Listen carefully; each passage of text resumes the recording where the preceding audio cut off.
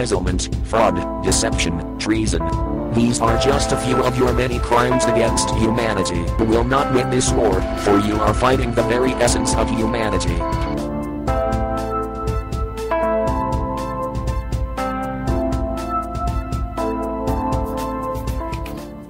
Hi, welcome to Truth or Talk. I'm April Bonin. And I'm Virstyne Henry. You can check out our website at truthertalk.com and find our Conspiracy Realist t-shirt, our book, or our friend's book, Liam Chef, Official Stories, available for purchase.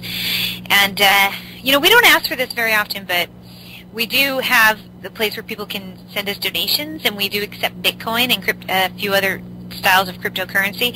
We don't mention it that much. I don't know why. A lot of people do, but we have no corporate sponsors whatsoever, so we do this completely without any source of financial recourse. Yeah. We make no money on doing this, so we're independent, and so basically any donations would most likely go to just helping the operation run, because we have to pay for our computer software that we use, our website, and we used to pay for to run our podcast, but now that we're with the network, we're part of the network now at UCY TV, so we don't have to pay for that anymore. But it's money to pay for things, help us run the operation. So we'd really appreciate it if anyone has a little extra change coming around. You got to throw some of those bitcoins our way. We love it. Throw some of that cryptocurrency. We don't accept cryptocurrency for our products yet, because I just haven't looked into how to do that. But I think it's a fairly simple process. Anyway, so yeah, we're going to interview James Evan Pilato today, who I really like. He doesn't have, I guess, the podcast he used to have was Media Monarchy, and he hasn't been staying up with that, but his MediaMonarchy.com is still where you go to find what he's working on, and he's got a number of different he's kind of got his hats in a lot of different rings. He's doing a lot of different things, and the weekly show that he does, that's I guess most people are familiar with, is New World Next Week, that he does with James Corbett, who's also excellent. Yeah. But James Evan Pilato, we wanted to bring him on because early on, when we were first starting to listen to this type of media, I think he was one of our first, or at least for me, I really liked his stuff a lot. I used to listen to him above a lot of other people. I mean, he was by far one of my favorites because his style is unique. He uses music a lot, and it was relaxing and calming to me, and entertaining at the same time as also learning stuff. Yeah, definitely. I liked listening to his show. Turned me on to a lot of things too. Just stuff. And if you go to his website, Media Monarchy, he's got one of the shows that he runs is called Pump Up the Volume, or one of the podcasts that he runs, and it's all music. And I was listening to some of it the other day, and he has some great music. It's like it can really introduce you to artists that you wouldn't necessarily hear about unless someone brings them to your attention, because they're not in the mainstream. But he's very he uses music in his work a lot, and he's very musically inclined, and he incorporates that, he infuses that into his media, his alternative media, which is really unique, and not a lot of people are doing it. But I like it. It was really fun, enjoyable to listen to his stuff. And he doesn't get mad. He's not he's not an Alex Jones. He's the opposite. He's very mellow, And so we wanted to have him on just because I think we've tried to reach out to the people who inspired us to start doing this show, and he's one of them. Yeah. He had that catchphrase at the end. Become the media, or something like that. Don't fight the media, become the media. We're paraphrasing. Yeah, exactly. But it has something to do with basically taking the power into your own hands, through media. Exactly. Don't make a change. So. And I think it's along the same lines of just be the change you want to see in the world. So if you don't like the fact that the media are a bunch of liars and a bunch of shysters and trying to control your mind, then just do it yourself. Yeah. Do it yourself. Yeah. See what you can, and then that way you can be a better source of information for people. So it also raises your confidence too. I think it does. Yeah. When you are able to really differentiate for yourself, and I think I guess until we kind of got involved in what we're doing now, I really had to re-examine a lot of my opinions and where they came from. And then you start doing that, and you realize that you're basically, and most people are basically just, they're just repeating what they hear on TV, and or even read in articles instead of, It's funny too because there's this intellectual crowd that thinks that, oh well, I don't watch TV, so I'm safe from being brainwashed, right? But right. They're reading articles that are written by people that have a specific agenda in mind. They don't, so any other world issue or anything that comes up, they don't even think that there might be another side to what they're being told, so they don't feel they need to look into anything further than what they're reading, and they think that they have this blind trust in people that are writing these articles have the best intentions for them. Well, with that said, we're going to go ahead and take a short break because when we get back, we want to be talking to James Evan Pilato of, Media Monarchy, I guess, is still the website, though hasn't been running it for a couple of years now, but that's where we came to know him from. So please stay with us because in a short few, we're going to be talking to James Evan Pilato, formerly of Media Monarchy, now of New World Next Week. So please stay with us. I was on holiday with Sir Laurence Olivier. We had decided that 9/11 was an intelligence operation. We'd all known about JFK, had so many mistresses. The CIA shot him. Castro could never have done it. It was clear. We had become realists, conspiracy realists. How would we let everyone know was the question. We decided to buy T-shirts that told the contents of our hearts and minds to the world. We went to shop.truthattease.com. Even though the internet hadn't been invented at the time, we went to shop.truthattease.com. There we purchased Conspiracy Realist T-shirts, one of a kind, sold only at shop.truthattease.com, 100% cotton in men's and women's fitted sizes. I won't tell you which one I'm wearing. Hi, welcome back. Thanks for listening to Truth or Talk. On today's show, we are talking to James Evan Pilato, co-host of the popular YouTube show and podcast New World Next Week, the New World Next Week video series, special interviews, mixtapes, and much more. He co-hosts with James Corbett. You can find it at his blog, MediaMonarchy.com. Please welcome to the show, James Evan Pilato. Hey, James. Thanks so much for having me. Appreciate it. Oh, you're welcome. Hi, James. How are you? Doing well. Good. So I guess we'll just start. I want to know, how did you begin doing your show, Media Monarchy, right? That was your first show. What prompted you to start doing that?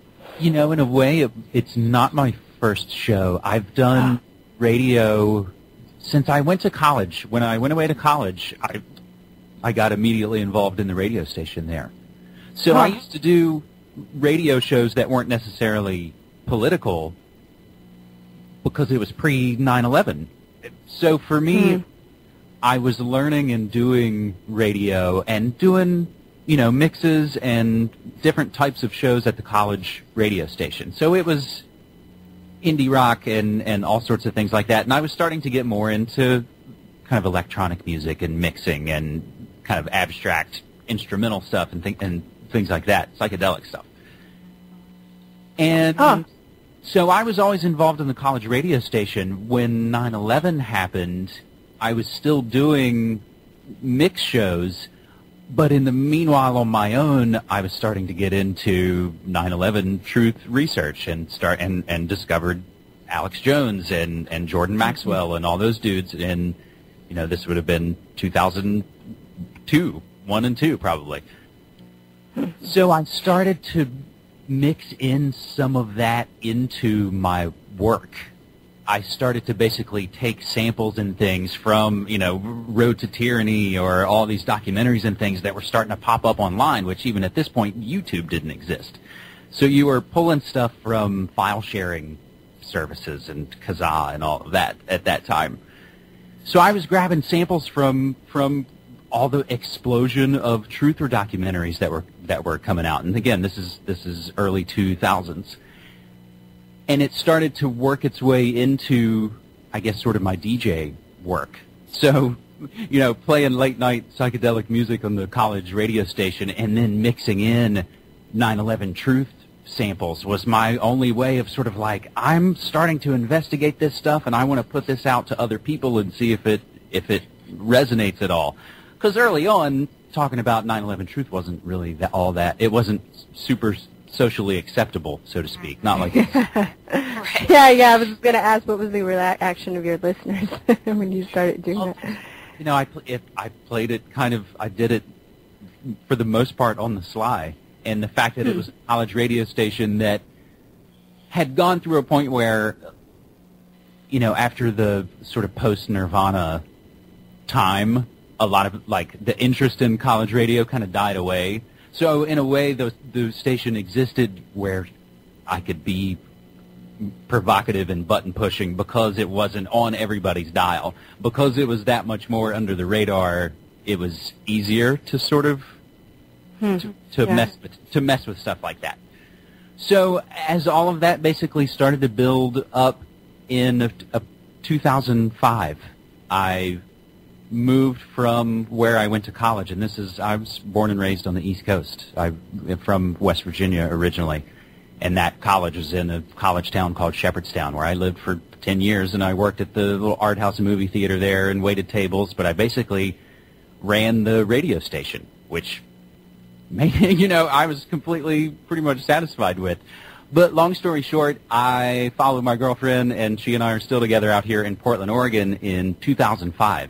She moved out here.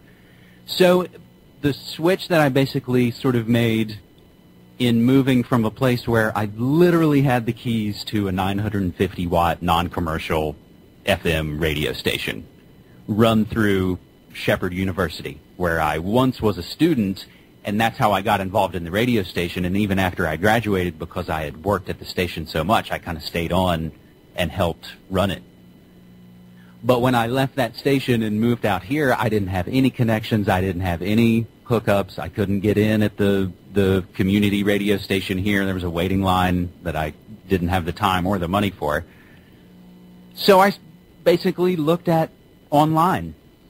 That's the long and short of it. How did I start to do the show is I ended up on the West Coast at a point where you could now podcast and blog and all of that stuff in 2005. So I basically started posting news stories to Media Monarchy, the blog, and once I finally actually had a job, like a paying job out here that would let me then do my own, truther media on my own, I hooked up with the pirate/internet station here in Portland and started to do a weekly version of Media Monarchy. So the stuff that I posted to the blog, I would talk about on the radio show. So that's pretty much how because I lost a broadcasting outlet, I looked for a new way to do these different new things that I had become interested in. And I've still always been interested in film and music and culture, and that's why all of it kind of weaves throughout it, and that's why I called it Media Monarchy. That's great. So was 9/11 your wake-up call, so to speak? That was the last big one, because I think even through the 90s, my brother fortunately had turned me on as, even in the late 80s to the punk rock scene. So I was familiar with Dead Kennedys and Jello Biafra and anti-establishment, kind of skate punk stuff from the 80s and 90s, and then also heard Fugazi and Minor Threat and the Beastie Boys and De La Soul, and these were all on, cassette tapes hidden under my brother's bed because we weren't supposed to have that stuff. So I knew from listening to stuff throughout the 90s that there was still weird, there was a lot of crazy shit that happened with Reagan, and this guy Clinton seems pretty sketchy too, but times were actually kind of awesome in the 90s. And it's maybe just because that's when I was a teenager. But there was, awesome new movies and music, and the president seemed cool, and we weren't ostensibly at any horrible war, and everything was okay. So I had the background of knowing there's probably bad shit behind the scenes, but I wasn't really thinking about it all that much. And then when 9/11 happened, you're like, okay, that's it.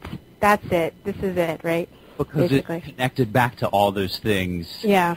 Kind of maybe sort of heard something about. I was like, oh, this is a big event in a long line of things that connects back to all those dudes. Right. And what was the thing about it that made you first start to question the official story? Because, I mean, it seems like most of us kind of bought it at first, just out of shock. And then something sort of triggers you to go, well, wait a minute, that didn't sound right. So what was that for you? It was honestly, and again, this was the point when you could start to search and find all kinds of stuff on the internet, finally, more easily. And I've always just been a media junkie. And like I said, you know, we weren't allowed to have, you know, those punk rock tapes and things growing up, because I had kind of a conservative Christian upbringing. It wasn't super strict, but there was stuff that, you know, I wasn't allowed to, like, go to the movies or buy music up until I was, like, 10. And once the floodgates opened, I just dove in time. You know, I spent tons of time growing up at record stores and video rental stores, which don't really exist anymore, just reading and looking and taking in all the names and companies and titles and directors and all, and produce all that kind of stuff. I've just always been into that scene of it. And so it was my own curiosity. So in being able to search things out on the web, it was my own curiosity of, oh, we've seen all the other shots a million times of 9/11 that they've shown us. But what about, wait, where's the plane hitting the Pentagon? Oh, that's right, I haven't seen that one. What's that look like? And tried to look that up and realized they had never released it and we don't know what it looks like. So that was hitting that wall of, what? There's no video of that? That's unbelievable and ridiculous. Why isn't there? That's pretty much what started it. Yeah. It's kind of like when you hear the official story, you go, well, that doesn't make sense. So how can you believe it until you know what it is, and then you kind of go, well, that doesn't make sense. Where's the video? Where's the, you know, where these guys are just using box cutters? That's a little odd. But that was kind of how I started to question it, too, because I didn't know any of that stuff at first. And then once I heard those things, I went, well, that's weird. So that sort of explains your unique style, which Virstyne and I had told you before we started the interview that, you know, we were listening to your show. It was one of our early on, and I always liked listening to your show because I found it very relaxing. Because you always play music in the background, and it's different than anybody else, really. It's very unique. And you have a podcast devoted to it, Pump Up the Volume, right? Where you just play music on that, right? Isn't that, or it's just sort of mixtape music? That's just a new music show, Pump Up the Volume. So what really happened was what really happened. The show you're referring to, the original sort of Media Monarchy podcast that I said first started at the pirate and internet station here in Portland. It was called the Portland Radio Authority. So I was able to go into a studio every Friday morning live and do the show. Because I've always, I guess, in having a somewhat, you know, live radio and a theater background, I've always liked doing things live. I've liked having that feeling of, you know, man, once it's 8 o'clock, curtain's going up and you're on. Friday mornings at 10 o'clock Pacific time, I knew that was my show shift. And it was several months into doing that Revere Radio actually picked up my show. So that even made it more hardened that you know, my show is Friday mornings at 10 because now I've got other people depending on my show being there because now they're going to play me on Revere.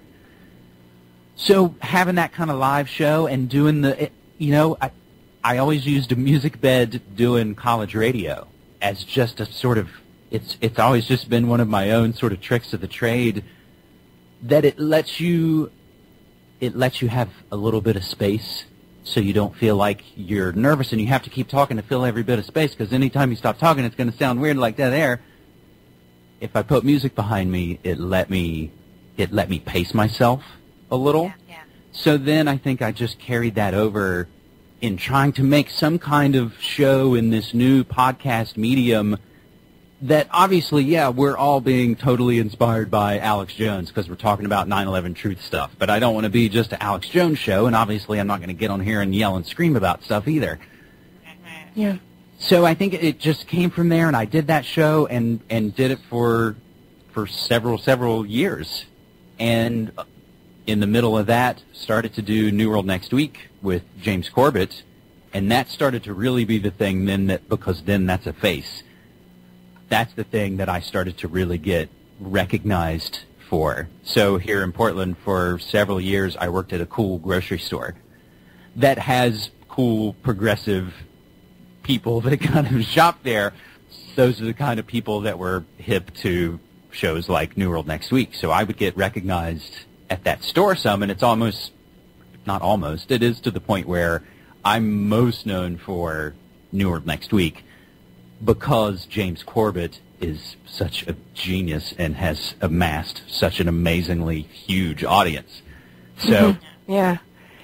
what happened was I was able to get a job in radio here in Portland that actually paid, and it was Ground Zero with Clyde Lewis, which was a guy who I had known here in Portland that did a conspiracy show, and he was even doing kind of live shows at a bar in town. He was doing a radio show here in Portland, and it got picked up nationally, and they were hiring a producer. And I just saw that, and, you know, being 6 years at the grocery store and then looking at this nationally syndicated radio show that was offering a job, and I was like, I have to go for that. So 2 years ago, I put the regular weekly Media Monarchy show on, you know, kind of indefinite hiatus, and went to work for Ground Zero with Clyde Lewis, which is Monday through Friday, broadcast nationally for 3 hours. And I did that for not quite 2 years, and I've actually just kind of transitioned into doing a different show, actually just a morning show on a music station, which is a little more my speed at this point. So it's kind of a long and odd, not odd, but transition in that the Media Monarchy regular show is kind of on hiatus, but like I said, I still do New World Next Week, and I started to do Pump Up the Volume, which are the new music shows. So I think I constantly have to keep creating some kind of media or I'll go nutso. So, so even though my day job now takes up more time, and I can't now on my own produce the massive Media Monarchy shows like I used to. So I end up just kind of pivoting and morphing to what I'm able to do with still the time that I have. So I do the Pump Up the Volume, which is all brand new music, because that's been my main one passion before 9/11, before podcasting or any of that. I've always just been a big, huge music fan.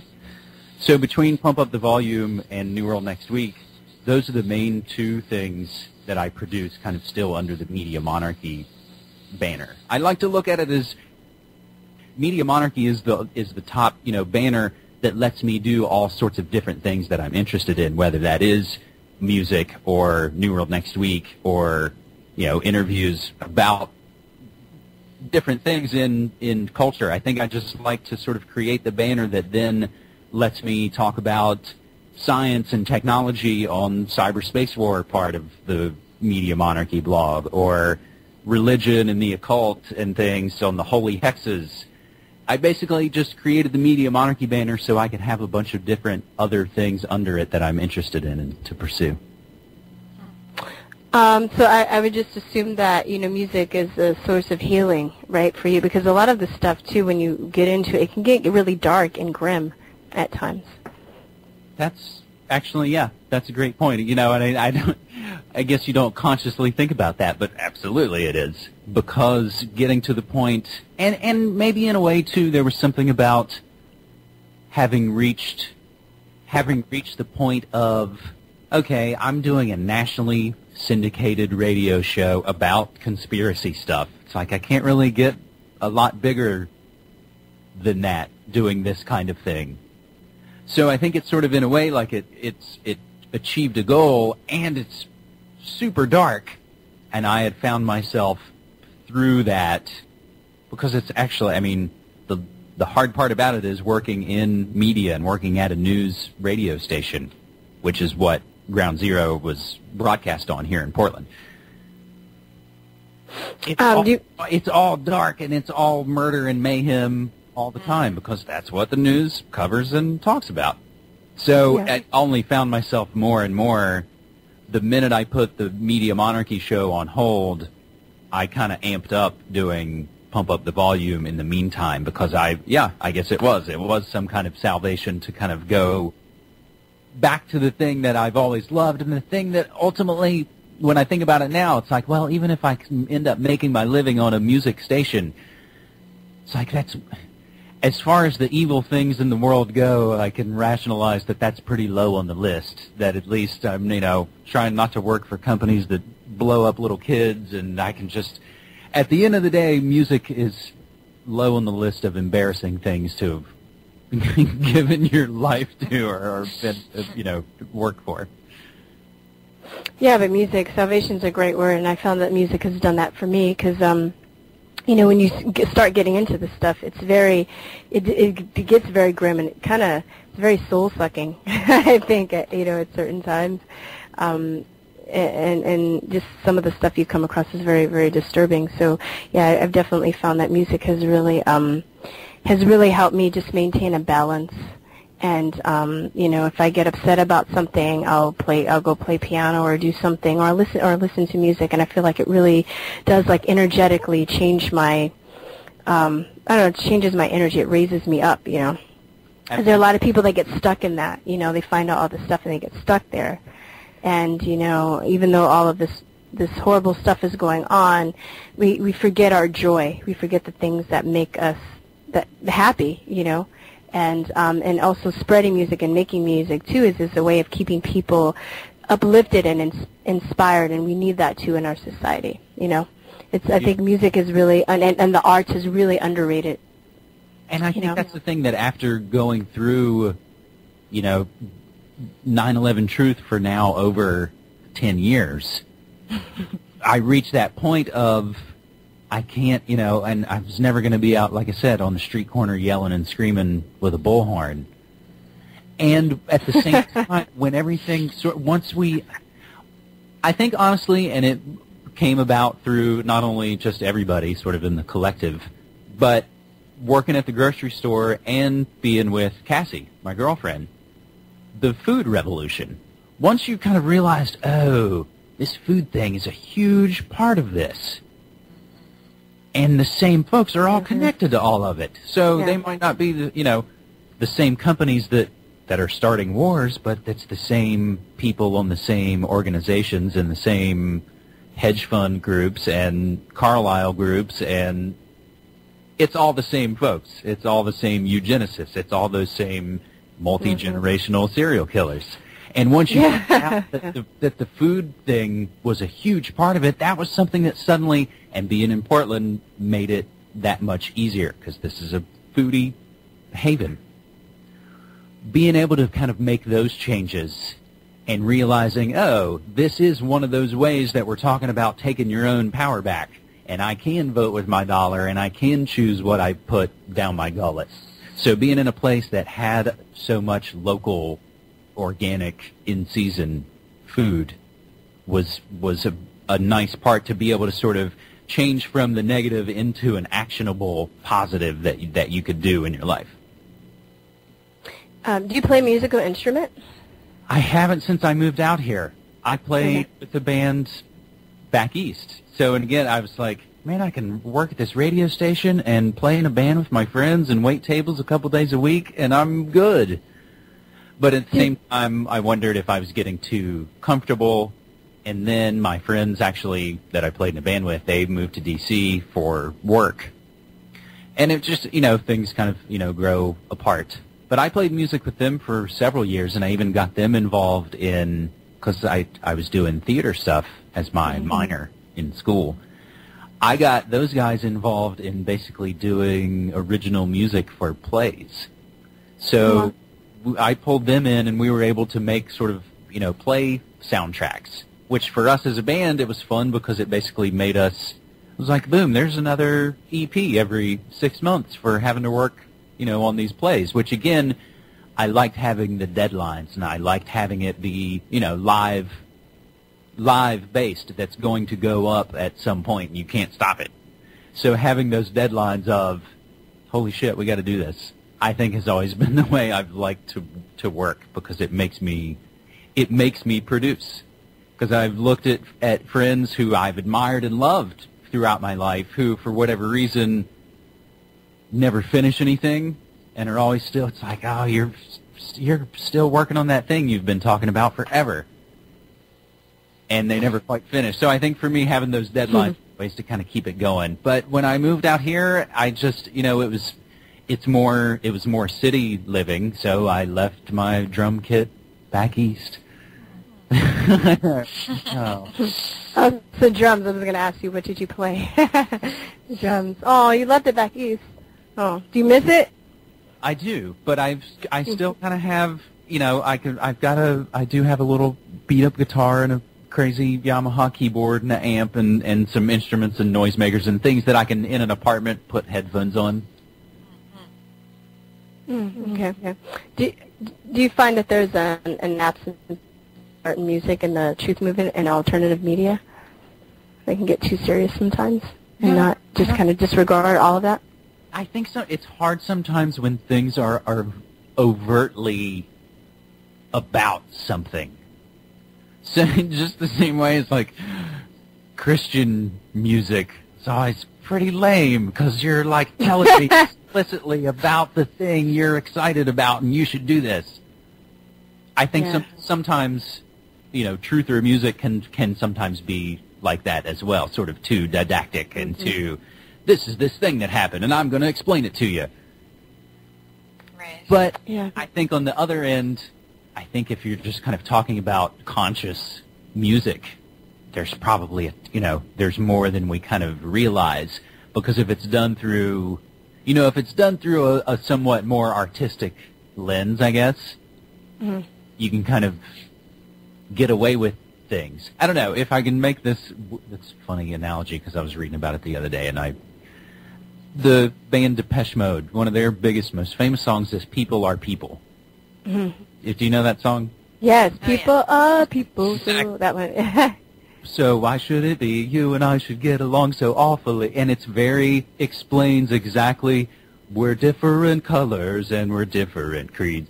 They haven't played that song live since like 1988, because all the dudes in the band are like, ultimately it's so just on the nose. Like, it doesn't leave anything to the artistic imagination. It's very just like, it's just so ham-fisted, I guess they say, that they don't even like it. So I think, in a way, when it becomes so on the nose, it kind of loses something and becomes too much of just some kind of chant or some kind of bit of dogma that you say. So I'm sorry. Oh, I was just going to say, do you think that some people just consider music like that an insult to their intelligence? But there's some movies that are like that too. Any kind of art form, Possibly. Yeah. That it's just too, I don't know what word I'm kind of grasping for, but I think you're getting at it right there. Yeah. You said didactic. That was a good word. Dogmatic, maybe? Dogmatic? How about that? Is that too? Yeah, it's too on the nose. I'll leave it right there. Now I know exactly what you mean, and I can think of people, but I don't want to insult anybody on it. I will name names. No, I'm totally kidding. No, I don't want to. It's just funny because as you were saying that, I was thinking we had posted on our Facebook page. You probably saw this, the latest Weird Al videos. And he's kind of talking about the Illuminati and things like that. Have you seen this? I did, because that was something that working on the radio show that I'm working on now. A lot of it is just, I'm working on a morning show right now. A lot of it is just finding what are those things that what are the main things in the news today that everybody's talking about. So we had already been looking at the videos that he was putting out. But yeah, so in the foil video from Weird Al, that's the parody of Lord's Royals. Right. Half of it is just, he's on a cooking show and he talks about how he likes to use foil to wrap up his food and put it away and blah, blah, blah. And then halfway through the video, the lighting changes, and he really says he uses foil as his tinfoil hat because the Illuminati's real and they're about to take complete control. And he even mentions like psychotronic weapons, which is not a real common thing in the conspiracy world that gets mentioned in the public because it's something that's actually real and exists. Basically, sound weapons, mind control weapons, you can mess with people's brains and send signals into their brains. That's not conspiracy theory. So that was the crazy thing, that halfway through that video, it turned into like a thing that sort of made fun of, but also completely mentioned all sorts of conspiracy stuff. And then at the very end, Patton Oswalt pulls his face off and he's a lizard person. Yeah, he's one of the reptilians. I thought it was funny. I had put that on our wall on Facebook, and someone was very serious about it. And so some of the people in the Truth Movement have come up very serious. They want to know if he's making fun of us or if he's on our side. And I'm like, but he's Weird Al, He's agnostic. He's not really going to tell you how he really feels because then the joke's not as funny. So as a comedic musician or what he does is it's just I don't know if you some people take it very seriously. I had someone tell me, oh, I'm going to look into it and see how he feels. I'm like, oh, okay, go ahead. But to me that seems like a waste of time because it's kind of like, well, I mean, I think it just shows that now truther culture has now morphed through it's several different kind of forms. Because again, when I'm thinking back to when I was doing the Portland Radio Authority podcast here in Portland, but started it in 2006. In 2006 and 2007, when Rosie O'Donnell was one of the earlier people, and Charlie Sheen and those people started to talk about 9/11 Truth on TV, like on their network TV shows. That at a point was like, oh my God, this is crazy. I can't believe they're talking about it. And it's gone through years now of different levels of folks saying things that then you kind of look back on it years later and go, yeah, it always seems like it's kind of the nuttier people that come out for it, unfortunately, or at least nuttier in the pop culture world. Then again, of course, there's all kinds of other people that have asked questions and they won't get as much attention. Only kind of the crazier Charlie Sheen-ish kind of people will get tons of attention. But we've morphed through all those things, and now with so much internet culture, it's all about, at least online, it's switched into, Illuminati and Jay-Z and Hove and all of that, and whether or not that whole scene of pop music is Illuminati. So I think Weird Al is just, in all of his videos and all of his things, is just looking at all the different pop culture memes. And now conspiracy culture has gone so far as to become just another element to the big stew of it all. And so it's just one of the things that Weird Al would make fun of at this point. Right. Because I was thinking, well, it's probably, if he is making fun of us, then we should be able to have a sense of humor about it. Our friends, the Joy Camp guys, if you're familiar with their videos, and, they do great work, and Virstyne and I know them, and, they do the same thing. But we know how they feel because we know them, but but I think that it's okay to do that. It's okay to say, to make a joke about it and to be... Have a sense of humor. Yeah, exactly. Really right, because who are some of the big, and myself included, who are the biggest sort of almost mythical heroes who have dispensed most of the sage-like advice and quips and jokes that we use for all this stuff is Bill Hicks and George Carlin. Oh, definitely. Comedian. That comedy is a huge way to be able to take things down, and so that goes back to... was Jonathan Swift and writing satire about Gulliver's Travels, and you can write these things that actually have a far greater effect that, again, whether you had come out then with a big manifesto and said this and this and this, you wrote it as a comedy, you kind of snuck it in. Yeah.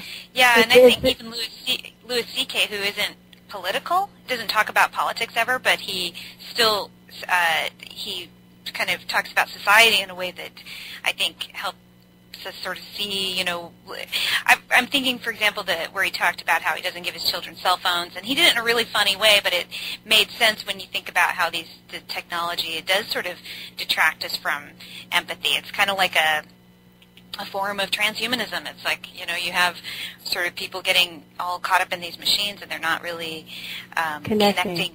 Yeah, they're not really connecting. They're getting in these social networks, and they're being mean to each other and saying all these horrible things. And it happens all the time.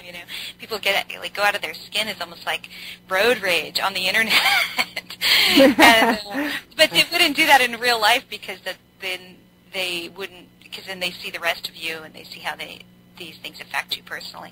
So I think, comedians, yeah, definitely. We do that a lot on our show, too. This is art, though, too. Art. I mean, all of this stuff. But, yeah, comedians is a really good example, too. And it's weird. I've been thinking about this for years now, that it almost seems like comedians have become... they are the most dominant cultural kind of output around. I've referred to it as sort of like they are the next Nirvana. They are the thing that came later that actually is the most dominant in culture. I mean, Louis C.K., even if he doesn't talk about politics, I love the fact that, for the most part, comedians are totally independent. So Louis C.K. can shoot his concert, put it up on his website, and say, pay what you want, and make a fucking $1 million for himself and not have to share that with any corporate middleman at all. Yeah, wow. And so for all those comedians who now are the ones that have Comedy Central coming to them and saying, oh, well, you do a show, but for the most part, they're able to still just tour around and make that money kind of independently.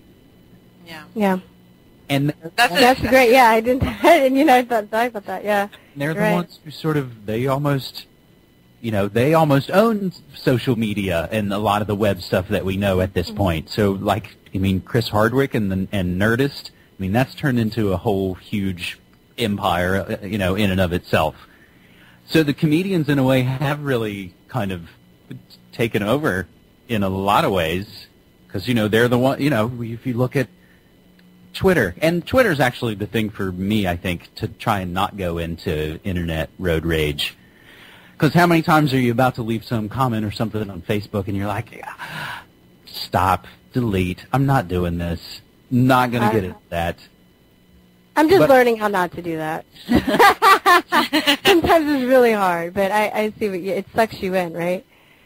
It sucks your energy and your time, and it's not. It does. So I find more with something like Twitter, and again, as my own schedule morphed and changed, and as I said, I had to kind of pivot to sort of be able to utilize what ways can I still most produce and communicate, because it's what I do. I constantly have to share information with people. It's what I've done all my life. Twitter has turned into now for several years one of my best outlets, and at this point it's been the best outreach to hook up with folks that otherwise wouldn't have really been accessible. So to be able to tweet at and then connect up with artists and bands and authors and things on Twitter has been awesome, because Twitter, a lot more is most likely coming from that person, and it isn't, someone posting it for them or some scheduled thing on Facebook. When you're looking at, like whether it's John Cusack or punk rock singers like Exene Chervenka of the band X, who I'm connected up with on Twitter, and X are kind of a venerable late 70s punk band, and are actually still around somewhat to this day. To be able to connect up with those folks online and then go, yo, I'm a big fan of your work, can I interview you? To be able to make those kind of breakthroughs now that we're able to do with each other, that's probably how we got connected up for this, isn't it? Yes, exactly. Exactly. Yeah, that is kind of cool. You get connected with some of these people. You've admired their work, and you see them on all these movies, and they're really famous, and then all of a sudden they're on your show. You're like, wow, I thought I realize that some of them, that whether or not they're truthers per se or not, you realize they're still, empathetic, sympathetic, regular human beings who are looking around at the world and trying to figure out what's going on. So you find people that are a little more social and politically conscious. You do find them on Twitter more often, ranting at the world. Yeah, we had Rob Schneider, the comedian, on our show, and that's, for us, it's the vaccine issue and the pharmaceutical industry was one of our big wake-up calls, because I have a vaccine-damaged son. And Rob Schneider, when he came out and talked about that issue, I was kind of shocked, because sometimes celebrities sort of, even if they do talk about it, they kind of cushion it, but he didn't cushion it at all. He was very learned. He really understood what they do and what they don't do, and we had him on. I was like stunned that he was willing to come on and share and talk about it and stuff. But he wanted to he wants to be a part of the solution. I think he's very aware of the problem and wants to be a part of the solution sincerely. And so he might not be a full-blown truther, but he definitely knows about what's going on in the pharmaceutical industry. He's very aware of that, and the food industry. So speaking of that, I wanted to go back, because you were talking about food, and that being one of the things that you feel is sort of you can control, is like what you put in your body and all that. And you have a really great one of the under the Media Monarchy banners. You said the Food World Order blog. I love the name. That's awesome. Yeah. And as I mentioned, it's something that's really a big deal to us, because we. It's something that affected us personally. So we talk about health a lot on this show. So how did you come up with the Food World Order blog, and what's like the main focus? It was at a point where the Media Monarchy podcast had hit somewhat of a stride, and I was and it was a well-oiled machine, if you will, and it had a decent audience that I'd built up. So at some point, as it felt like the show was kind of getting bigger and wanting to cover more things, and I was already covering these kind of different elements and angles on the show, because even by that point, in 2008, you realize, Bush is going to be gone, they're going to bring in this other dude, 9/11 Truth can't, they're, and at the same time, actually, a lot of dudes in, the online truther movement had sort of quit, for lack of a better word. Dudes whose work I admired, they were sort of like, we've given this our best to go, but ultimately whatever 9/11 truth there is, we've probably already gotten it out there. They've already moved on to their next scam. It's going to be the financial scam, and so I feel like I've done all I can with 9/11 truth. Thank you. Good night. So some folks had already kind of moved on. So it reached a point where, there wasn't news enough even every week to keep talking about 9/11 year after year. Yeah. So by that point, I'm covering all kinds of other issues, and it was, honestly, I'm sure I could probably dig back and find exactly which one it was. It would take a little bit of time. But just live on the air talking about food issues and whatever story it was, I said, it's like it's turned into this, like, food world order. And even instantly it was like, oh, that's good. I note and was like, oh, I got to do something with that. I think I bought foodworldorder.com later that afternoon when I went home.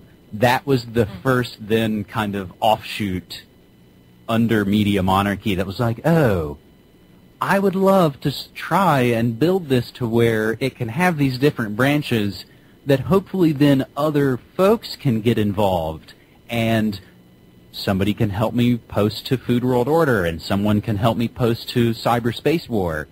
And that's ultimately not exactly like I thought it would be, but that's kind of what I've made it into, where I've got a handful of awesome volunteers, and I try and throw them some PayPal ducats when I can, who help post stories to the sites within the MediaMonarchy.com kingdom. So those things kind of keep updated. But it was the food issue becoming more obvious. And again, working at a grocery store at the precise moment when the sort of economic collapse and the price inflation happening on food at the same moment, everybody kind of finding out about GMOs and BPA and all the stuff that was in food and who owned what, because now you had the web and you could go, oh, those guys are owned by those guys.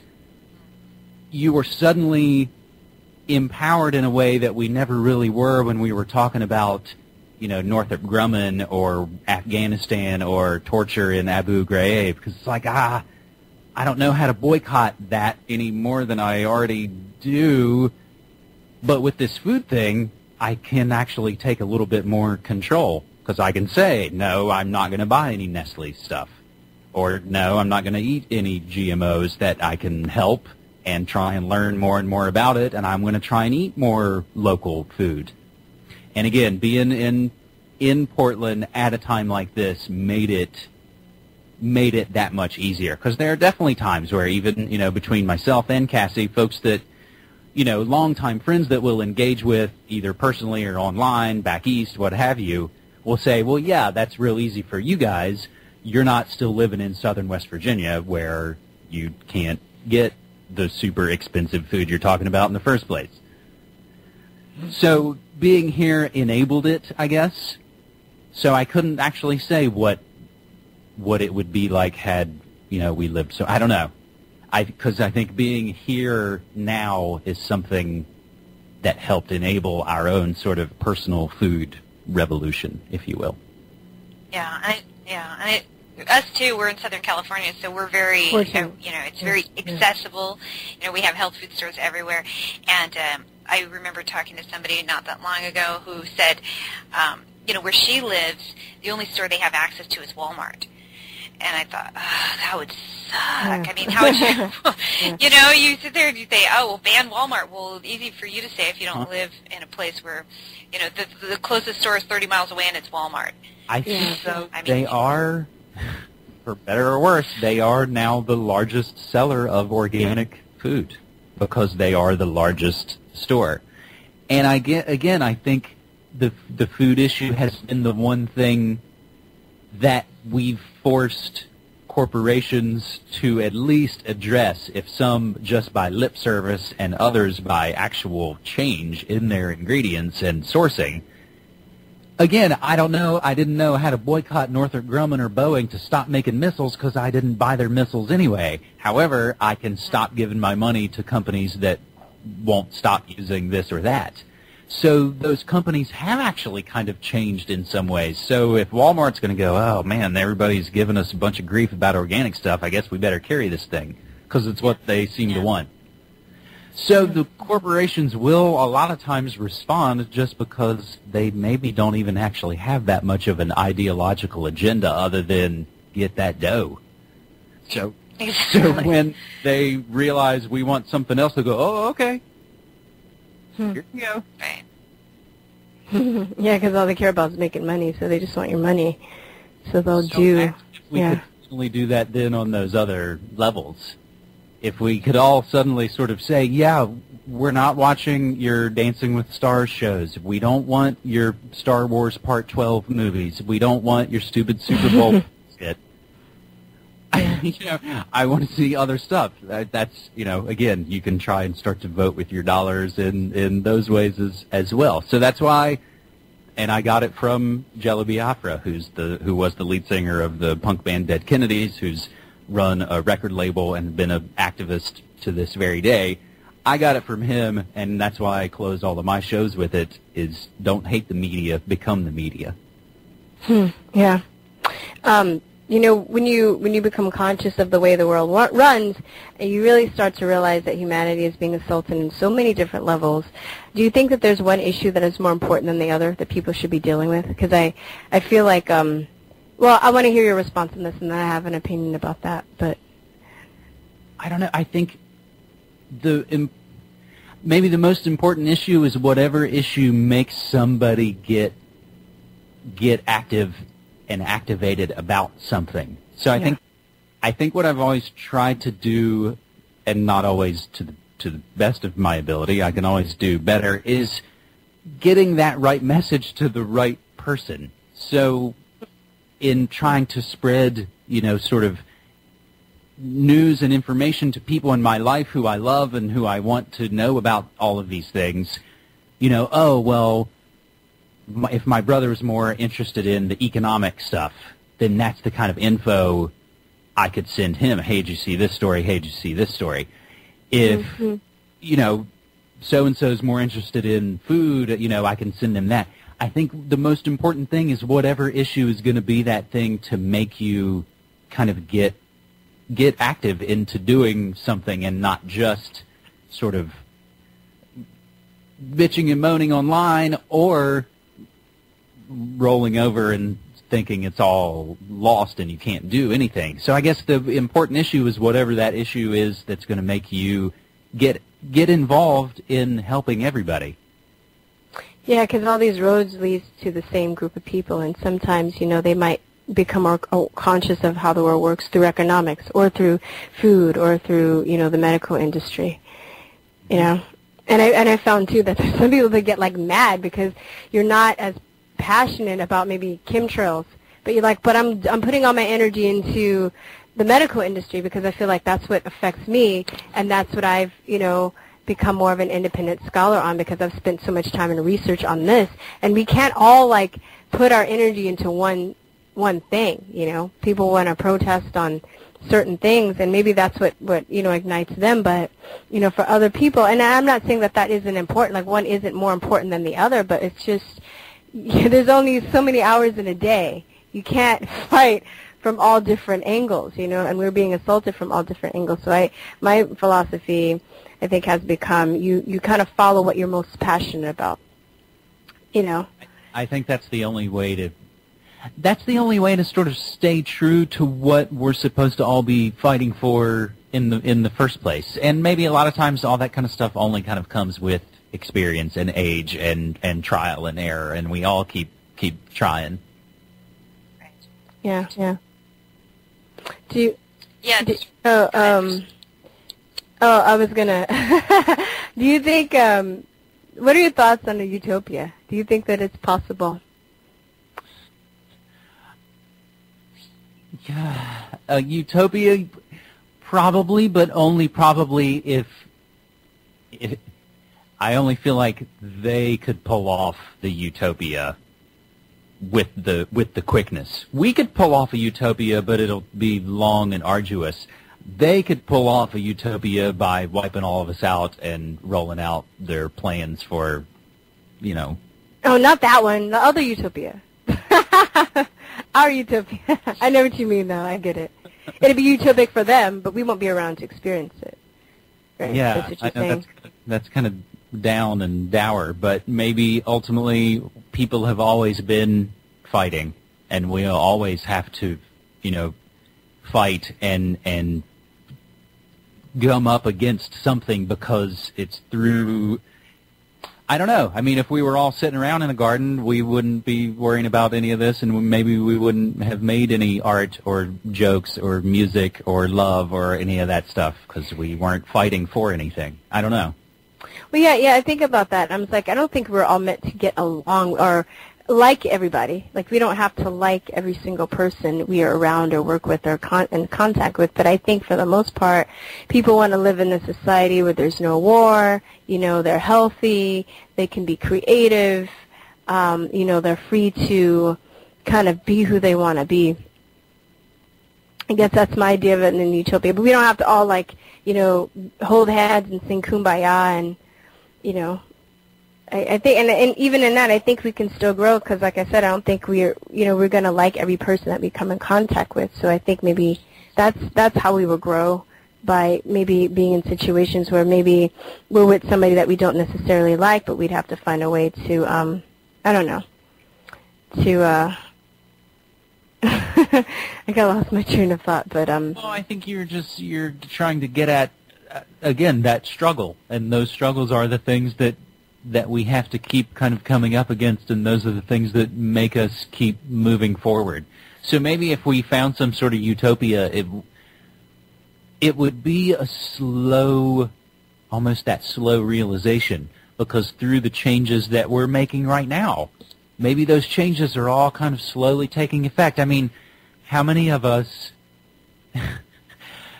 have, grandmas or, older relatives or folks who still say colored or who, don't like the gay? Nobody in my family. I'm totally kidding. You're totally right.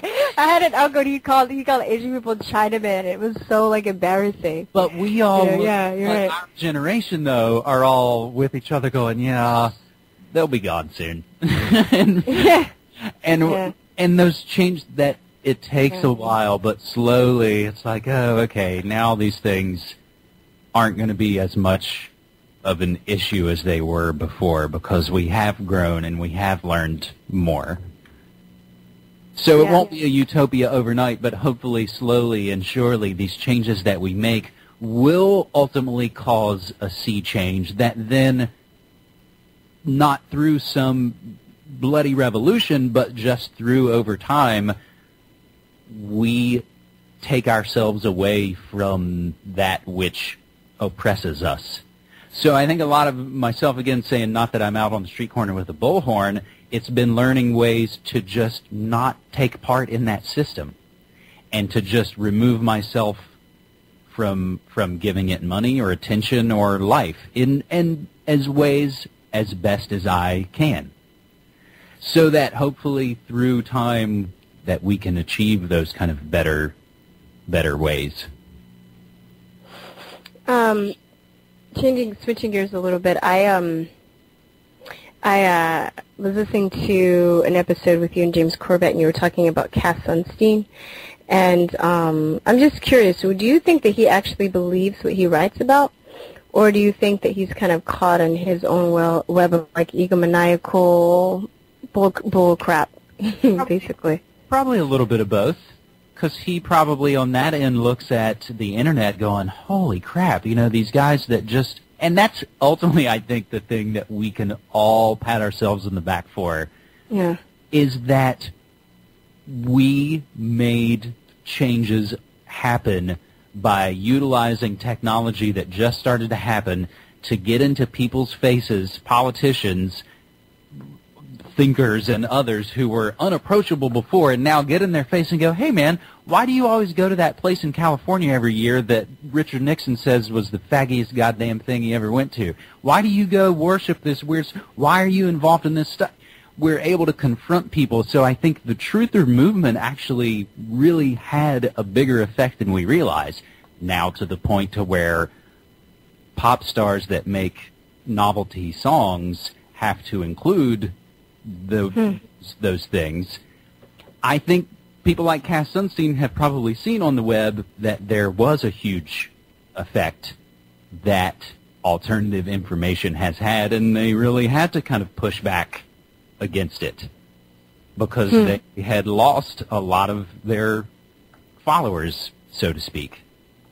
Yeah, but he was angry because he's lost a lot of his followers. But they've definitely, I think, seeded the web with a lot of junk, and there are a lot of people that are on the payroll of the intelligence agencies online and calling talk shows and being involved with active disinformation and fighting and just, again, garbage. Yeah. But it's funny, too, because I saw an interview on him, and he would say stuff like, oh, well, half the population believes in medical conspiracy. I was like, yeah, well, that's good. Or he'll say something like, oh, well, these people just have too much information. Like, what do you mean too much information? Isn't that good? Can't you make a sound decision because you have a lot of information as opposed to not having enough? Isn't that the way it's supposed to work? So he's like constantly like contradicting himself. So that's why I was like, does he believe this stuff, or he's just doing double speak and trying to mind warp people? Yeah, the answer is probably yes and yes. Yeah, and as you say, there are a lot of paid, what I heard them called on the Dr. Brzezinski film. We just interviewed Dr. Brzezinski. I don't know if you're familiar with him, but there's been 2 documentaries on him. In the second one, they talk about the paid skeptics, and they had actually found that people are paid from Bayer the Bayer Aspirin Company and from the Department of Defense to go online and talk about the Department of Defense to talk about a cancer doctor. I mean, it's just weird, right? But they go online to anyone who will say, yeah, I went to his clinic and I had a very positive experience. They're paid to go on and say, oh, no, he's a quack, blah, blah, blah, blah, to find those people and to tag them, which is just very surreal when you think about that, because it's hard to tell when you are under attack if somebody's being a paid skeptic or are they just obnoxious. You know, it's like you can't. They seem very similar. And that's the success in a way of the web, is that it's all sort of obscured. Right. And you're like, is that guy just a dick, or is he a paid, troll? A paid dick. Yeah. Is he a real dick or a paid dick? But I think for me, and again, just those ways to sort of help kind of plant seeds with folks is to, even when you mention Bayer, to give it the historical background, to say those are the same people involved in the Zyklon B gas in the concentration camps. And that's not a conspiracy theory. When you can find those ties throughout time and throughout history, that's the same way when you're talking to somebody who's like, yeah, you guys are all freaking about this GMO stuff. It's like, well, they're coming from a company that in the past said Agent Orange was okay and that DDT was cool. So why would you take their word on GMOs now? Is to just stick to almost those certain sort of historical points that'll plant seeds in people's brains and go, oh, that's right. That is that same company. Maybe I don't want to buy that. Yeah. Right, it's true. Yeah, because anyway, I'm sorry. No, you go. Oh, I was just going to say, yeah, you're right. We'll sometimes say, well, the medical industry is run by Nazi scientists, but it's actually true. It's not a conspiracy. We're not just like throwing the word Nazi out there. People will say, oh, you calling these guys Nazis, that's just exaggeration. It's not. It's not an exaggeration at all. It's actually true. So from the politicians to the big pharmaceutical companies to all of those things, that you find the connections to the same sorts of families that have been around. And again, that multi-generational serial killers, that's a phrase I got from Richard Grove of TragedyandHope.com, which is a fantastic outlet and community for, I think, just what we're talking about. When you've reached some certain point of going, okay, I can't keep wallowing in the bad news that doesn't do anything for me and doesn't help push me forward, Tragedy and Hope, I think, is a great community to sort of get with like-minded people to what they sort of call it, too, is learn your way forward, to sort of get out of the rat race and get out of the rabbit hole, even. Oh, yeah, definitely. We interviewed him. He was really, really great, and I listened to. I didn't finish listening to. I probably listened to about 30, but really educational. I feel like I was taking a college course too, And he provides great links and books and just a really, really load of empowering information. So yeah, definitely recommend that to our listeners. This is a little change of subject too, but I thought this was really fascinating. I heard you talking about QuakeBot. The Quake, I guess like it's an algorithm or some kind of program that if an earthquake happens, it can take the data and it like automatically writes an article based on the data that it like picks up from the seismographs or something like that, right? Is that pretty much what it is? That's exactly right. So it was something that the story came right from the mainstream. It came from Slate, but it was talking about it's already being used. So it's not even talking about some futuristic thing. This was back in March. When there was the kind of a little bit of a flurry of earthquakes. There was the earthquake in L.A.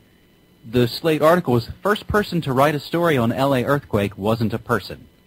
And it talks about the software that they're already starting to sort of roll out, where once you've already built the framework of what the article would be and what the structure should be, in a almost like, not Mad Libs, but in a just fill-in-the-blanks way, when an event happens, and I think it still maybe has to be kicked off by a human at this point, all it has to do is say, blank trembler hit the blank region at blank o'clock,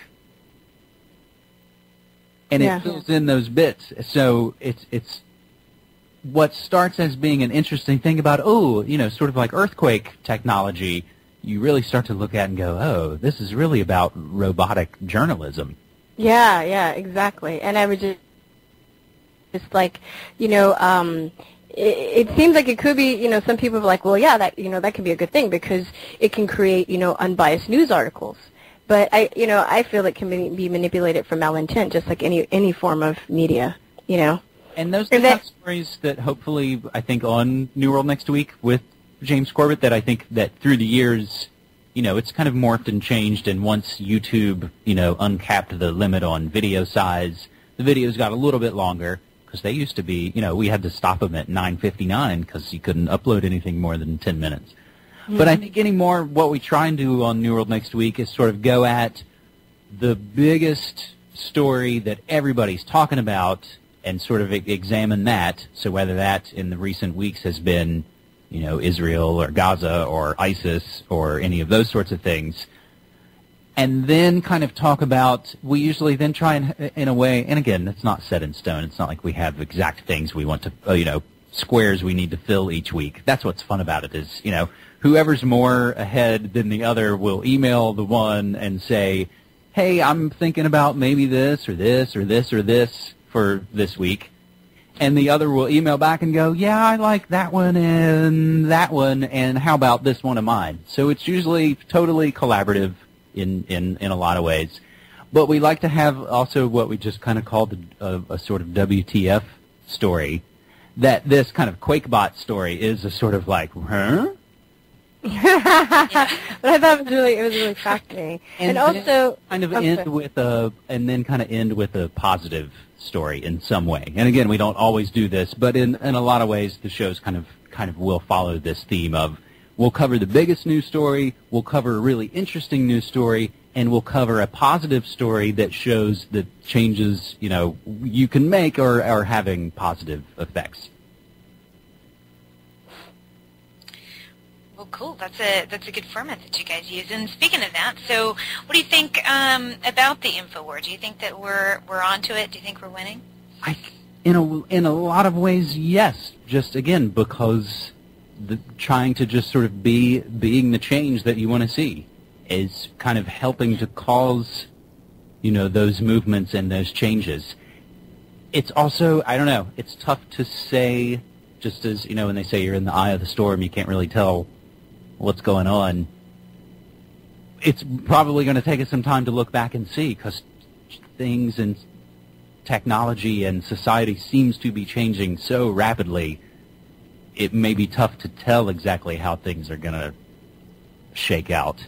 Because I try and maintain my positivity at all times, but realizing, we could just fucking go idiocracy at any moment. Yeah. Yeah, totally. Yeah, and I think we see little bits of that too, and it's kind of scary because when you are in this movement, you are in the media, and you tend to gravitate towards a lot of like-minded people, and you go out and you go, oh wow, but we're still not. It's still not the majority. Although, as we talked about at the beginning with the Weird Al video, it's seeping into the mainstream because obviously he had to address it. And knows that that's a huge kind of buzzy click-gathering thing on the web. As soon as you talk about, like, the new Illuminati thing, and I'm not saying there's nothing to it by any stretch, but all the, the Video Music Awards, all the crazy dance rituals that seem to be performed on a fairly regular basis now isn't something that's, that's not totally normal. There's definitely something occult and weird going on there.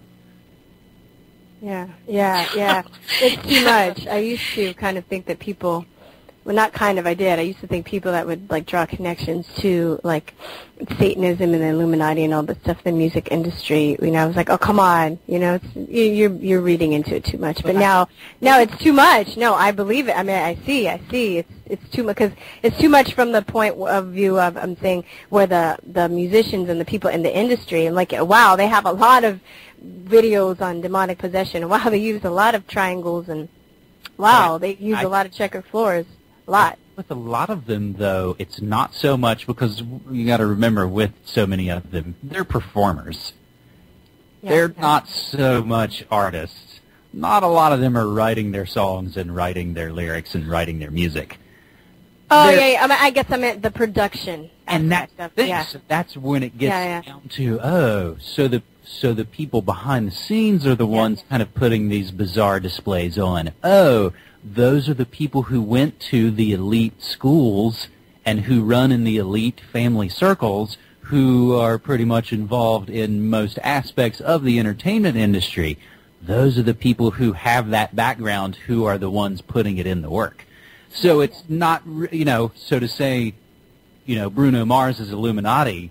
It's like, I don't know. Oh, yeah, they did that Cleveland show bit where they all joke about being in the Illuminati.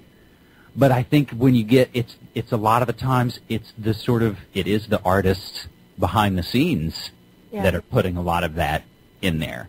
Because maybe those are the folks who, I mean, I guess does it come down to people discover the, you know, occult hidden methods and, you know, the mystery school teachings and all of those things, and they decide whether or not they want to expose it or they want to use it to further their own agenda, I guess.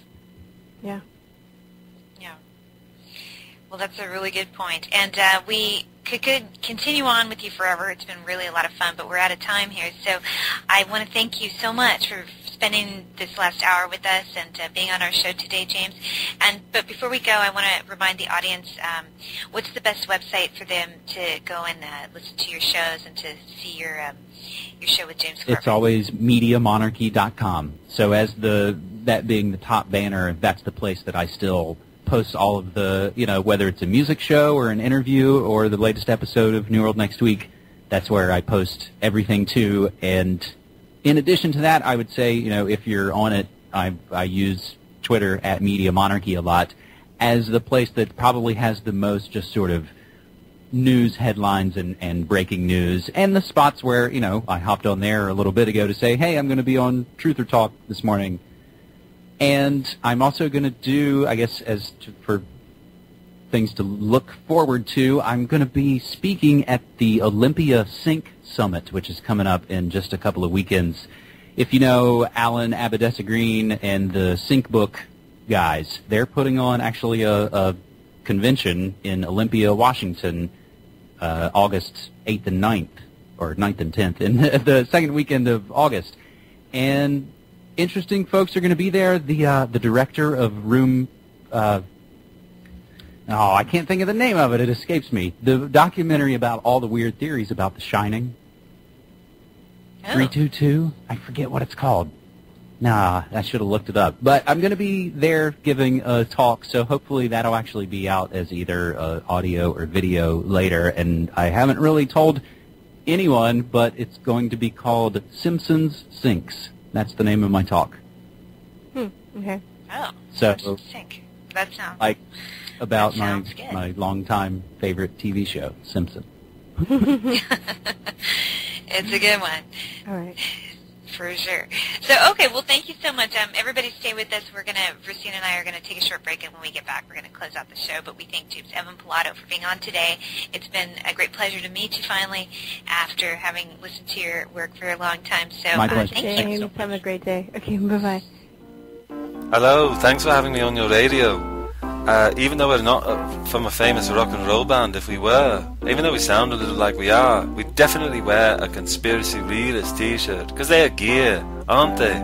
Oh yeah, they're really gear. I want to write a song about them. Conspiracy Realist t-shirts at truthatease.com. I gotta think of the middle 8. Shop.truthatease.com. What does that mean? It's the internet. What's that? I don't know. It's a net. It's between things. Shop.truthatease.com. What's that? It's where you get Conspiracy Realist t-shirts. Oh, gear. Welcome back. Thanks for listening to Truth or Talk. We just talked to James Evan Pilato. He was really, really fun to talk to. I liked him a lot. What did you think, Virstyne? Yeah, he's really mellow and just very open. Very nice. Yeah. Nice guy. Really, yeah, very, very nice, very mellow, very, like I said when I told him during the show, I used to listen to his stuff way back before we had our own show. I used to listen to more alternative media. I don't really have time for it anymore. I try. I mean, I try to get to things once in a while if I see somebody posting something that is of interest to me, or if they ask me to listen to it. But I used to listen to his stuff, and I found it was because of his unique style he uses his music, and I think also he talked about how it allowed him to pace himself.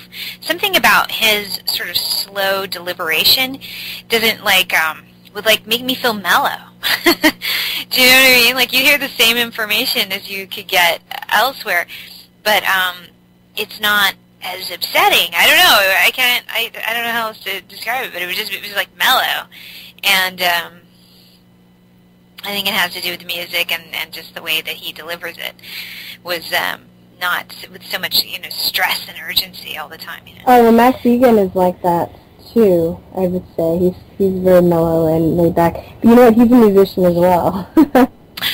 Interesting. Yeah, but he doesn't play that much music during his show, does he? He does. I don't think so. I think he mostly talks, but I know he's a musician. Right. So I also think that's a characteristic that a lot of musicians have. Yeah. And I'm sure there are exceptions, And then you can talk about the types of music and the types of musicians, of course. Maybe their personalities differ, but that just seems like a characteristic that a lot of musicians have. They're really laid back and mellow, and they have, they take a breath and... Right. Yeah, or maybe that's what it is, too. Like, it's musical timing. It's like they have that sense of timing in their deliberation or something, so they know how to pace it and how to, take a beat. And I would listen to his stuff. I would put it on my headphones when he was doing the Media Monarchy podcast, and I just was chill. I just liked listening to it, and he didn't used to really give a lot of personal input. He would just kind of give you the stories and let you decide how you felt about it. And I also liked that because he never was trying to. You could never accuse him of trying to sway people to his point of view. Yeah. Because he didn't really give you his point of view, and he just kind of let it out, let it just sort of wash over you.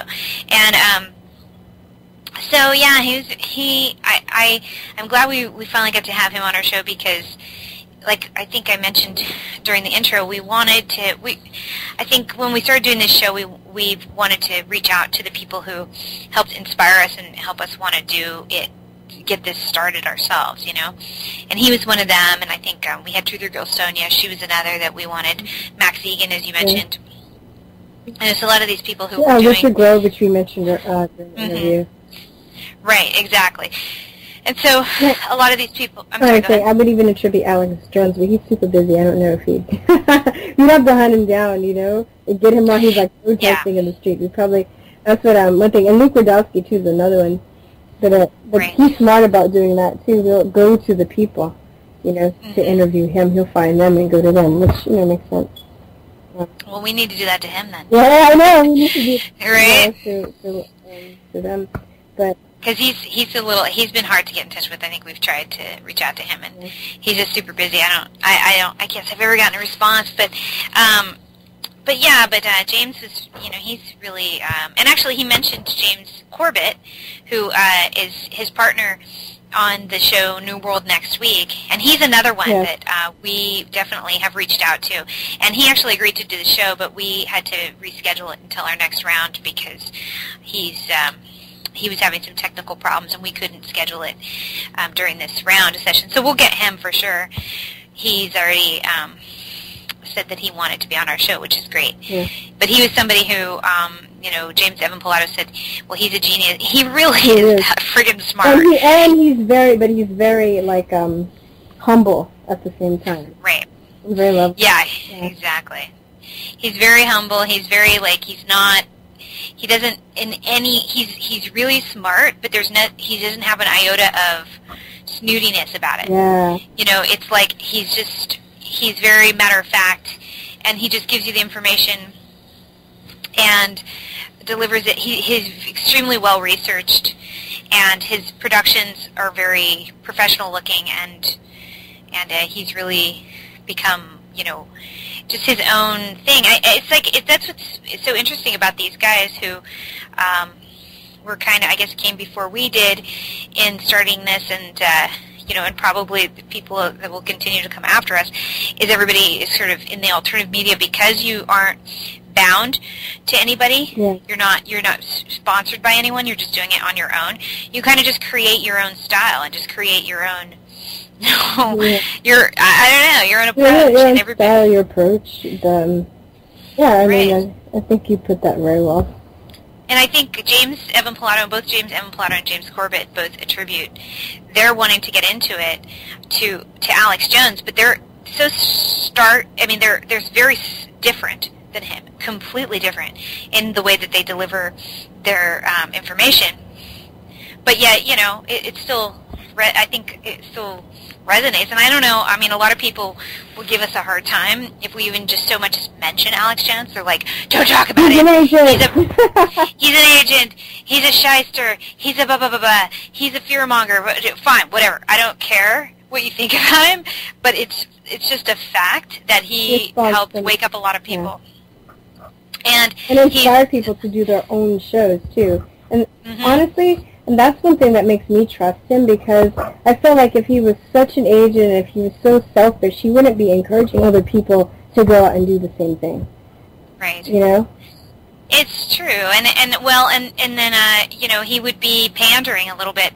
I don't really see him kind of pandering to other people. I mean, you know, people they say that he doesn't talk about Israel or Zionism, but I've heard him talk about it before, so I don't, maybe it's just they're not talking about the way that they want him to talk about it, you know? Yeah, it's not enough to their liking or something, and we've been attacked like this recently, you know, and I'm sure on such a small scale compared to what he is, because he has such a huge fan base, but we were kind of like, we had somebody trolling our fan page on Facebook, telling us that we weren't addressing certain issues, and he brought up Zionism, and we were like, well, yeah, we talk about that, and you know, and we were doing a show on it, you know, and then they were like, he's like, you don't talk about Sandy Hook or Boston bombing, you know, and I'm like, we did 3 shows on Sandy Hook. What are you talking about? Yeah. And then we did 2 shows on the Boston bombing. We mentioned it twice, and we did 3 shows talking about Boston bombing. There's an essay on our Facebook page. You could list. I mean, it's like it wouldn't take that long for you to research to figure out that we did describe that issue. And then he brought up a few other things, and I was like, look, dude, we can't get to everything. We only do this once a week. We don't get paid for it. We do it out of love. Right. We're not getting paid. We're not getting our money. You know, so I think, you know, when people say that they accuse certain people of suppressing information, I have sympathy for that, because I feel like, you know, now that we've been accused of that, we're not trying to suppress information at all. Yeah. You know, we just can't get to everything, and it's like, and I don't want to bring things up that I don't know anything about. Yeah, so let's look into it a little bit, you know, before we, not a little bit, a lot of it, a lot, you know, yeah, as much we as do we our can. best. So we definitely do our best to try and give it as much attention as possible before we talk about it. And then we also, what do you call it? You know, and then we still don't know enough, and that's why we bring in experts to talk about it even more so. Yeah, you know, one thing also that really makes me, kind of like irks me is the fact that, you know, it's just that, you know, there's certain people too that want you to care about the same issues that they care about on the same level. Now, I'm not saying that I don't care about chemtrails, or I don't, you know, recognize this, or I don't recognize certain other aspects, you know, that are going on in the world, but I just think that, like, I think that, you, like you said, you can't get to everything. There's only so many hours in a day, yeah. You know, and especially when you have a day job and you have other things going on in your life, you know, outside of the social media. that you have to attend to. So, I mean, you know, think about that before. You know, I was talking to somebody about the Palestinian-Israeli conflict, and I'm just like, you know, right now I'm just starting to delve into that a little deeper. I read a few things and I looked at a couple things, but I really wasn't, you know, able to delve into it that deeply. And I try and get a, you know, a pretty good understanding before, or both of us try and do this before we do any shows on something. So, but they seem to get mad at me because I didn't know as much as they did at the time that they do it. You know, there's a point in time where, you know, everybody kind of wakes up about different things at different points. So, you know, you can't, as a good friend put it, he put it this way, he said, we all can't be properly educated about the same things at the same time. Right. You know, and that's true. So if there's somebody that doesn't know about something and you know a little bit more, you know, instead of condemning them, just take time to realize that you have those, you know, spots of ignorance too. Because, you know, nobody knows everything. So... And you never know, like what we were talking about with James as well, you know, everybody kind of finds it through their own personal experience, through their own, you know, medium. And that, you know, for him, he was woken up by 9/11, and then he was working in a health food store, and that was kind of an avenue to, he goes, oh, this is something we can actually control, you know, how we eat, and that has a lot to do with, you know, this thing that's going on. I love the Food World Order. When I heard that name of his site, the Food World Order, I was so jealous that I hadn't thought of it. I was like, oh, that was great! I was like, that was genius. I love Food World Order because it's so true. And I heard someone else call it the Flu World Order. I thought that was funny too.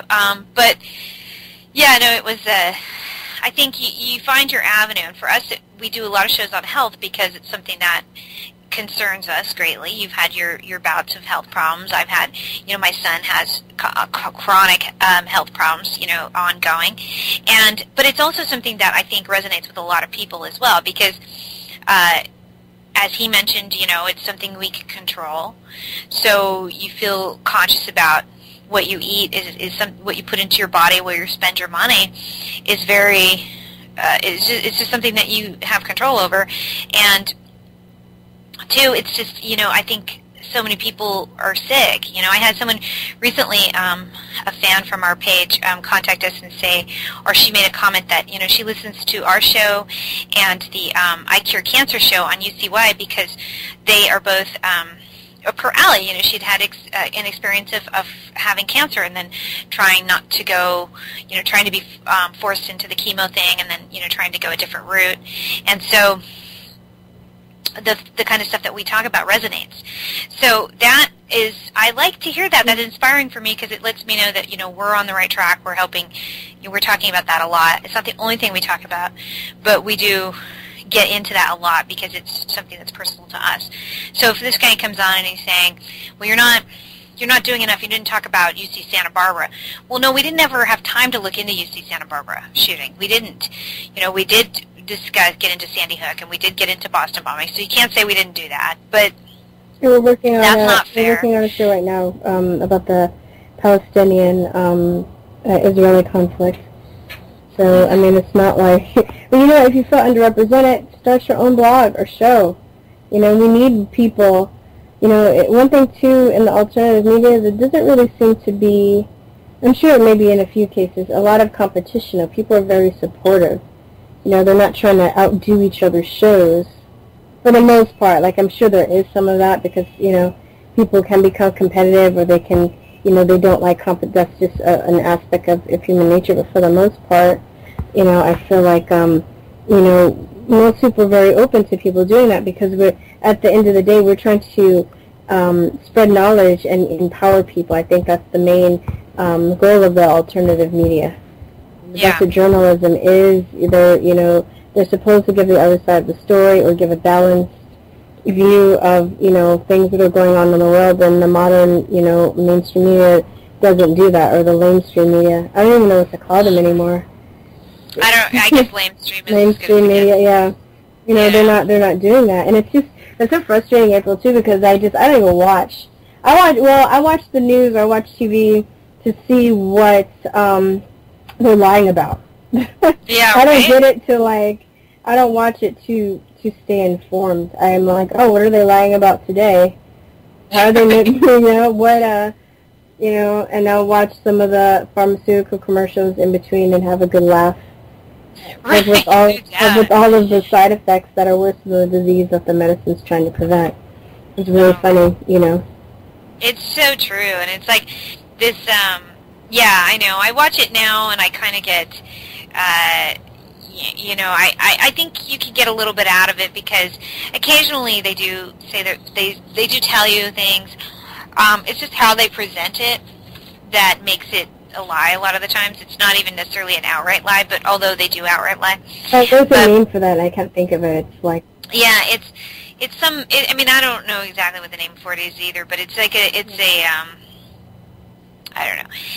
They just manipulate it. It's just a form of mind control. It's form of manipulation, but it's like lying by not proxy. Oh, I can't think of it. I know it's going to come to me after we're done with the show.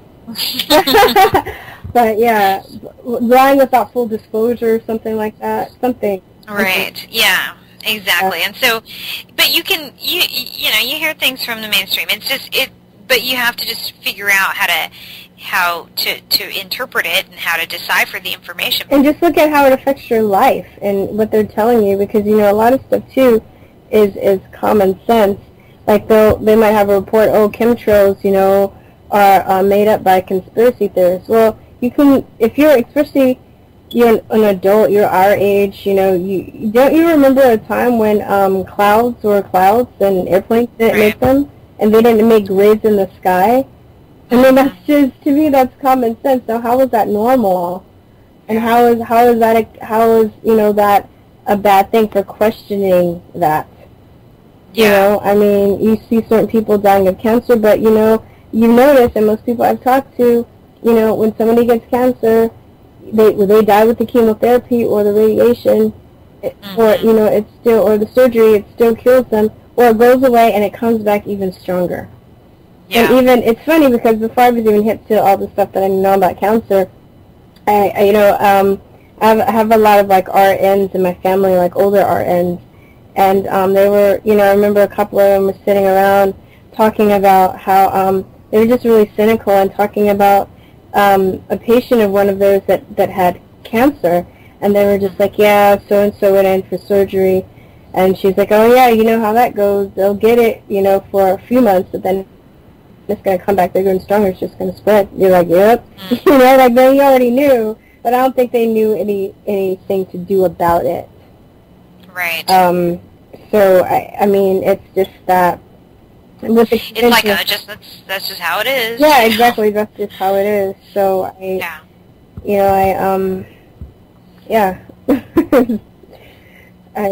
Well, yeah, I mean, we right. That's just how it is, and that's just sort of how it is, with the mainstream media. They just kind of give you the how it is, and I don't know, and then don't really, I guess, sort of distract you from looking at, how it really is, or what can really be done about it. It's funny when we were talking to James, and he's so musically inclined, and then we were talking about how a lot of the people, what's hitting the mainstream these days is all this Illuminati symbolism and whatnot in the music industry. And, originally you and I both were kind of thinking that was a little over the top. We didn't really follow it. I didn't really, first of all, I didn't see what it had to do with my life. I didn't kind of care. Yeah. I was like, well, one way or the other. I didn't. You're like, I don't like Lady Gaga anyway, so what up? Yeah, exactly. And then it didn't seem to, I just was like, well, so what?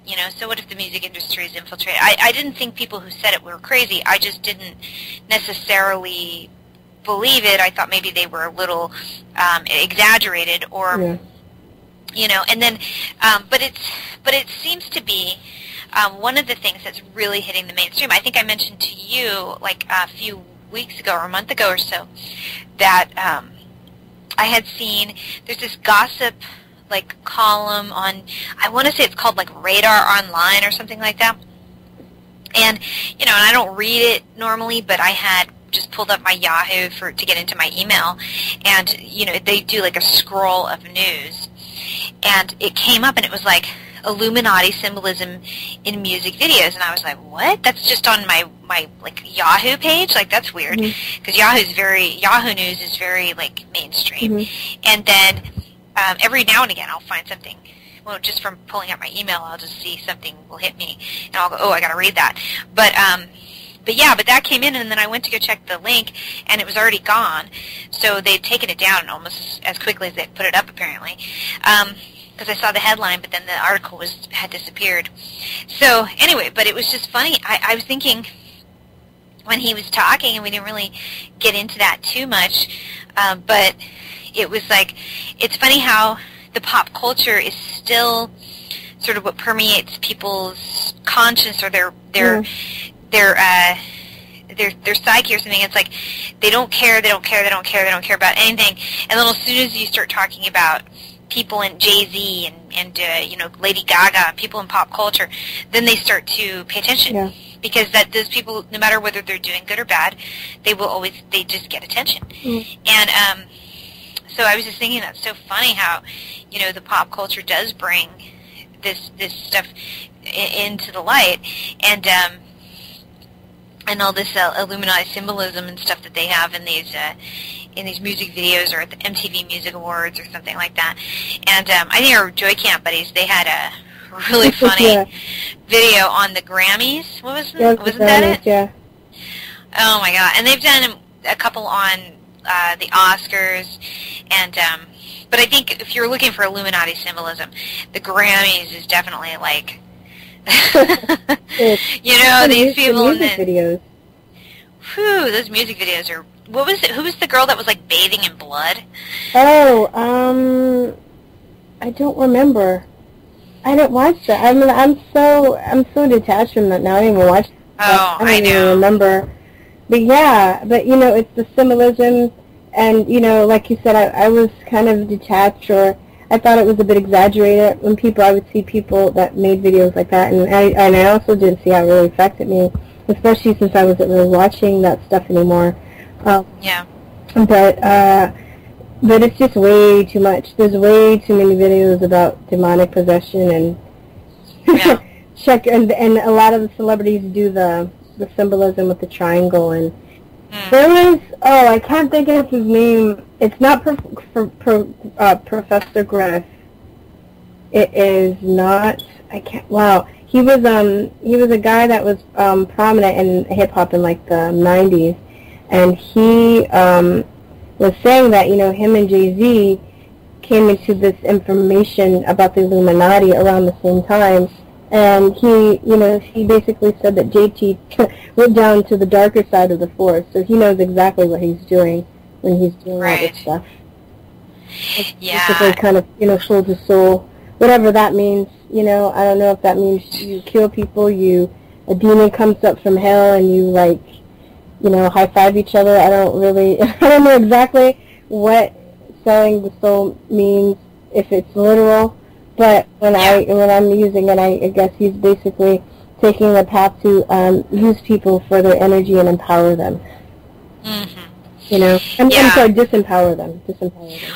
Right, and I don't know enough about Jay-Z to know what his intentions are, what he's thinking, what's going on in his mind, whether or not he's trying to do things intentionally, or if he's just being.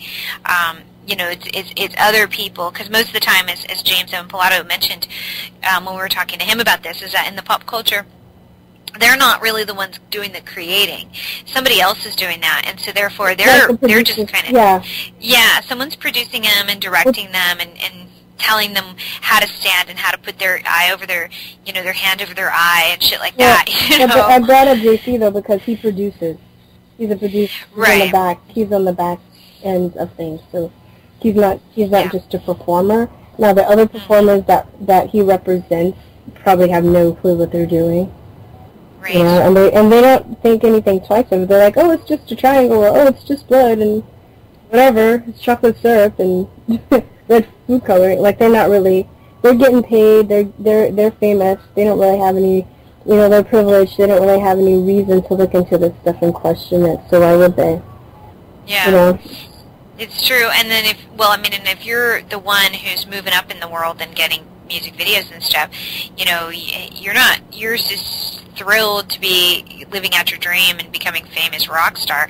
You don't really think about, you know, what these people are having you do. I mean, but it's changed so much. That's like you say, it is too much, because, like, I don't follow it anymore either. The most I'd seen was from the Joy Camp video, and they were pointing out, you know, all these things, that this demonic symbolism and all this weird shit that kids are watching. Yes. And then I'd seen, you know, just thinking about what music videos used to look like when I was a kid. Yes. MTV was relatively new at the time, and the things that people were worried about, you know, Madonna dancing around on a boat. It was like, who cares? You know, that's like nothing compared to these chicks, like, and she was wearing a rosary.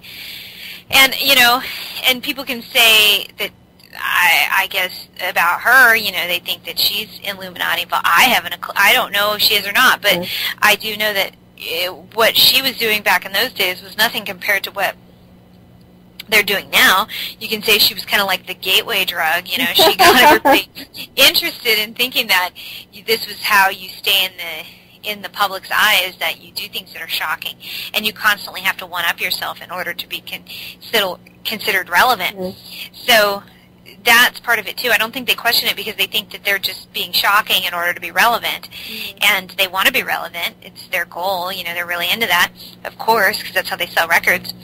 But yeah, I mean, but it's funny. It's just that is sort of infiltrating, and you know, and people who are in the entertainment industry and kind of talk about it, like Cat Williams always comes to mind, because he's talked about the Illuminati. And, like, straight up, like, just talks about it. Someone asked him about it, and he was like, you know, and some of these celebrities are asked about the Illuminati. I even heard Justin Bieber asked about the Illuminati, and he kind of just, I don't remember what Justin Bieber said. He just kind of, like, brushed it off. But Cat Williams will answer it directly. He was like, oh, yeah, well, some of us are against the Illuminati to our own detriment. Yeah, I saw that. I was like, damn. Yeah, and he said that he'll never join, but I guess when he spoke out, you know, he was talking about how he was basically harassed, and I don't know what they did to him, you know. He was harassed. They were messing with him. The authorities were messing with him for a while for stuff that he really wasn't doing, you know. Yeah. And then, you know, after that kind of calmed down, and he came out and he said that he still wouldn't join, but he has a little bit more respect for it now. And I was like, damn, I don't respect it, but maybe he realized their power. He was like, well, damn, you know, I should back off, because they're a little bit more powerful than I thought they were. And that shouldn't also, like, deter people or make people scared, I think, because the reason, too, why they come up against people that speak out is because they know that we do have power. Or those people do have power by coming on and saying it and listening. Even, you know, when Corey Feldman came out, he didn't name names and he wasn't too specific, but I really appreciate him making that comment about the pedophilia in Hollywood. Because I can totally see that going on, and I think that, you know, he put himself in a dangerous position by saying what he said. And I don't think he would get anything out of it. He'd more so get, you know, attacked for saying something like that than, you know, any really big attributes. Or, anyway, you know, so, I mean, he comes out and he speaks about that, and I think he wrote a book about it, or he mentions it in his book, but, I mean, it's a book. It's not, he's not making millions of dollars off it. No, I mean, Corey Feldman, I think, did it out of conscience, because that was a response, or in an interview right after Corey Haim had died, and if you remember, these two characters, Corey Feldman and Corey Haim, were the two Coreys back in the 80s. They were the two Coreys that were in, like, all the teen movies, and they were big, you know, pop stars, big Hollywood movies, young movie stars. They were in every Teen Beat, Teen Magazine. I know, because I used to read them. And you know, and they were in everything, and I think I had a crush on both of them back then, during those times. Because how could you not? They were just like forcing it on you. Yeah, They were like, these guys are, look how cute they are. I think Corey Feldman a little better play. He was more edgy. I always like the edgier. Yeah, Yeah, I but do one of it, actually. like how they do. That's another show we can talk about. How they push people on you. Right, I know. Hey, they are hot. These guys are hot. You know, these guys are you want these guys. And, Basically, maybe would you say like for people that aren't like a Justin Bieber, but not singers, they were more actors. You know, because I feel like Justin Bieber is pushed in a lot of people's faces. well, right. Whoever the young, just fill in the blank with whoever the young hot guys are now. Exactly. I would say like Zac Efron, or is he old now? I don't even know. I feel old. Chase Crawford, I think, is another one. Who is that? I'll send you a picture. He's pretty cute. But he's like really young. I don't know how old he is. But anyway, these guys, whoever they are these days, that's who they were the it guys. The Corys were the it boys at the time, and they were very good friends. They were best friends. They had they had grown up together essentially, from the time of being young children into young adulthood, and then they became adults. They were both addicted to drugs. They had to, as many child stars are, because they give it to them when they're very, very young, and their systems. You're much more likely to become to have a chemical dependency if you start using when you're young, because your body and your brains and things aren't fully developed. The reason that 21 is the drinking age is because your brain is still developing up until the age of 21. It actually continues it's pliable throughout your entire life. So it's a misconception that there's ever a time where your brain stops developing. But most of its growth has taken place, completed by the time you're 21, 22 years old.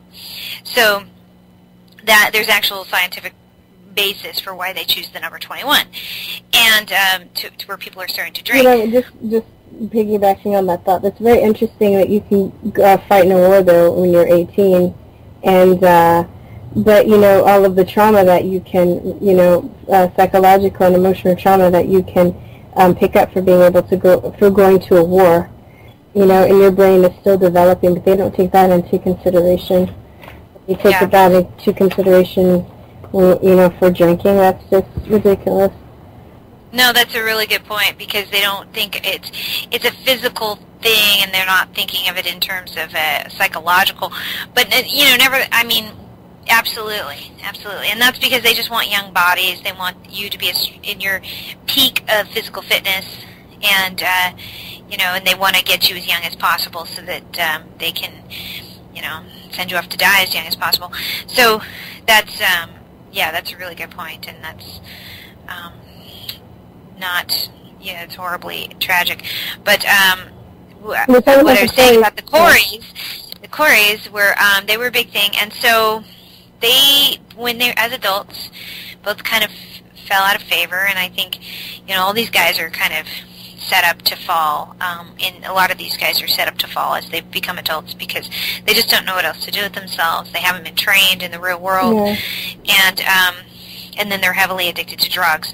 And so then the two of these guys had a reality show for a little while together into adulthood, because they of course probably needed the money and were willing to take whatever work they could get. And so there was one episode where they both confronted each other on their childhood molestations. Corey Haim was sort of accusing Corey Feldman of not being there for him and something. I never watched the show, but I see it. Yeah, and then he was saying you weren't there for me, and he was saying, well, what are you talking about? The same thing was happening to me. And so it was I think and then Corey Haim died not that long after that of a drug overdose. And so I took it when Corey Feldman came out with it that it was sort of a way of getting the truth out about what he believes may have contributed to his friend's death. Yeah. This... And that was still very brave, because I know, especially since he has a son, he risked a lot. He risked a lot by doing that, even just that little, It was very heartfelt, I thought. Yeah. Very sincere. Yeah. And you can see, too, I mean, when we place, the importance that we place on fame and being famous in this society, you know, and you have a lot of parents that come out to Hollywood and maybe they didn't make it, so they want to live through their kids. And, you know, they might turn a blind eye to what's going on because either they want to live off their kids, or, you know, they weren't famous, but they want their kids to be famous. So even if they see that going on, they'll just turn a blind eye, you know, which is terrible. So the kid feels trapped. The kids feel trapped. You can't tell anybody, and it's so widespread, and so, you know, not every person in a position of power, but there are a lot of people in positions of power who are doing this, and nobody's gonna rat them out because they're working for them and they need a job. So it's like this web of entanglement that you know they can't, and then they get addicted to drugs, but then it's interesting too because people are just like, oh well, there goes another spoiled Hollywood celebrity. You know, that's how it's kind of dealt with. And the people don't even think about, well, why did they get addicted to drugs, or what made them act this way, or, you know. Started off as like, oh, they just didn't know how to handle their fame, or, oh, they're just, they're spoiled. They're spoiled, and, you know. People are haters, too, because they think there's a little bit of jealousy there. Like, oh, they had privileged childhoods. They had all this money. They had this and that. So, and then they just couldn't handle it because they're spoiled little brats. And now they don't know how to live. But, you know, when really these kids are the victims, because they should not be in positions to make adult decisions at their age. Yeah. It's not fair. They don't have the mind to handle it correctly. They would, you know, they're too trusting. Children are very trusting of adults, and especially if somebody's in there and they're trying to make you feel important. They're trying to make you, as a young person, on the same level as an adult. Like, oh, you know, you're better than other little kids your age. You're so smart. You're so this and that. That's why we have you on the camera. You're good looking, blah, blah, blah. And they're feeding their ego. They're going to kind of seduce them into a sexual situation with them because they're sort of making them feel like, well, you're not a little kid. You're in it. And it's just sick. And it's gross. And those people make me nauseous. I just like hate it, but it permeates the Hollywood industry, and it permeates the New World Order. It's like all over it. You know, we time and time again we hear about these child trafficking rings and all this nasty shit, and it's just it's weird, and you know, and it's just awful, and it's really. You know, and it's really something for somebody to come out and talk about it, because it's very, very. I mean, of all the things that's really, really trying to be covered up, that's really trying to be covered up, because it's the grossest thing of them all. Yeah, and they know. I mean, and that's the thing too. One thing that really gets everybody's attention, because molestation is so widespread, even outside of Hollywood, that you know, if like even the most famous star, if they got accused of molestation, and people would most people would have something to say about that. Most people won't. You know, they'll start looking at them with critical eyes. And I think they could be accused of doing drugs, and it's not as bad as being accused as a child molester, of being accused of being a child molester. You know. And it can go either way too. Somebody can have that if you're trying to take someone down because they're being honest about the Illuminati or something like that. You know, what a better way than to try and set them up for pedophilia or set them up from some kind of sexual misconduct. And then, you know, like, I think what Cat Williams was saying is, as far as like he's got more respect for it now because he now gets it from a firsthand perspective that. You know, what happened after he was doing all these things. And Professor Griff years ago had predicted that Cat Williams would be taken down because he was too honest in his stand-up act. He was telling it like it was about in Hollywood about, you know, the drugs and the gay sex and the hidden, you know, rituals and things like that. But he was doing it in a funny way in his stand-up, but then he said, you know, watch this guy, they're going to come after this guy. And sure enough, you know, he's had all these run-ins with the law and all these things, and I think that's where he's saying, yeah, I get it. They were trying to bring me down. It's like, damn. And some other people have said it too, like Randy Quaid said that about, you know, said that they were trying to do the same thing to him. They're trying to set him and his wife up for burglary. They were saying that they were trying to say that they were drug addicts and they were going in. And he came out and said, he called them the Star Walkers. I think we talked about this on the show before. Yeah, and he said that the Star Walkers were a group of people who would come after celebrities and try and destroy them. And he named names. He said that this was going on. This was happening to Mel Gibson. This was happening to Lindsay Lohan. And I think a few others. I can't remember off the top of my head. But he was like, yeah, these people are doing this. And at the time, I mean, I was awake already at that point, so I didn't think he was crazy. I was like, wow, he actually sounds sane, like he totally knows what he's talking about. Yes. Like he's telling the truth. Yes. But they wrote him off as though he was nuts. But, I mean, was he? Is he? No. I don't think so. I don't know. I don't think so, no. I don't think so. That. I think he was... No, I think he was just trying to say, we didn't burglarize anybody. Why would we? We're rich, So, I mean, but somebody's after us. There's people who are in the industry that are trying to demonize us, make us look bad because they want to steal our money. I was like, whoa, that guy's straight up. That's pretty heavy. But anyway, so James